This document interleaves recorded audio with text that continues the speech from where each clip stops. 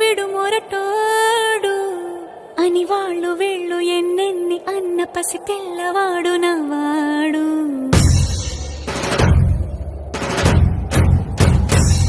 విడు ముండోడు అని ఊరు వాడ అనుకున్న గాని మహారాజు నాకు నవ్వాడు.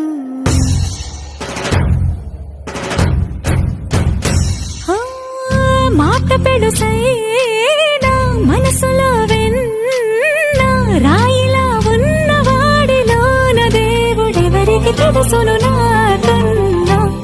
సూసేకి అగ్గిరవ్వ మాదిరే ఉంటాడు.